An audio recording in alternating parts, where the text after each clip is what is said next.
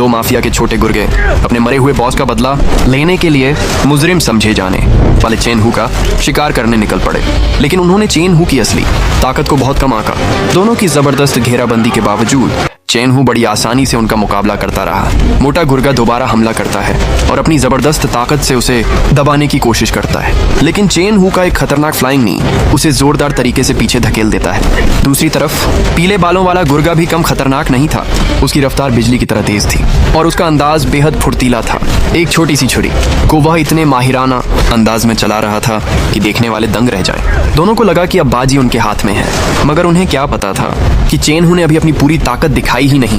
वह पूरी ताकत के साथ आगे बढ़ा और एक जबरदस्त वार से मोटे गुर्गे को जमीन पर गिरा दिया। तभी पीले बालों वाला फिर हमला करता है, लेकिन इस बार भी उसे कामयाबी नहीं मिलती। चेन हू उसकी टांग को दोनों हाथों से पकड़कर जोर से जमीन पर पटक देता है। मौत और जिंदगी के इस मुकाबले में मोटा गुर्गा आखिरी कोशिश करते हुए पलटवार कर देता है, लेकिन चेन हू का एक और घुटना पूरे हालात बदल देता है। वह मोटे गुर्गे को संभलने का मौका भी नहीं देता और लगातार हमले करके उसे पूरी तरह गिरा देता है। अब दोनों में लड़ने की ताकत खत्म हो चुकी थी।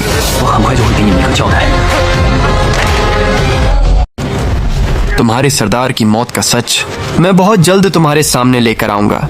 अपना नाम साफ करने और दोनों को असली हकीकत बताने के लिए चेन हू असली कातिलों तक पहुंच जाता है। ये लोग शंघाई में छिपे हुए जापानी जासूस थे। उन्होंने न सिर्फ उस्ताद को कत्ल किया था, बल्कि मेयर का भी अपहरण कर लिया था और पूरे जुर्म का इल्जाम चेन हू पर डालना चाहते थे।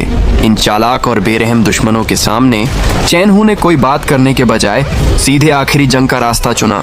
निहत्था होने की वजह से शुरुआत में वह दुश्मन के हमलों से पीछे धकेल दिया गया, लेकिन अगले ही पल वह हवा में उछला, एक शानदार कलाबाजी लगाई और पास रखी लंबी तलवार उठा ली। अब मुकाबला और भी खतरनाक हो चुका था। चेन हू ने दो ताकतवर जापानी एजेंटों से अपने दोस्त को बचाया और उसे हिदायत दी कि बेहोश पड़े मेयर को लेकर फौरन वहां से निकल जाए। दोस्त और मेयर के सुरक्षित निकलते ही दोनों एजेंटों ने मिलकर चेन हू पर हमला कर दिया। चेन हू ने दरवाजा बंद कर दिया ताकि इस लड़ाई का फैसला यहीं हो जाए और वह इन दोनों जापानी तलवारबाजों को सबक सिखा सके। लेकिन ये दोनों कोई मामूली लड़ाके नहीं थे। उनकी बेहतरीन तालमेल और खतरनाक हमलों की वजह से चेन हू धीरे धीरे दबाव में आने लगा। हालात बिगड़ते देख वह फौरन ऊपर की मंजिल की तरफ भागा ताकि लड़ाई की जगह बदल सके और दोनों की घेराबंदी से निकल सके।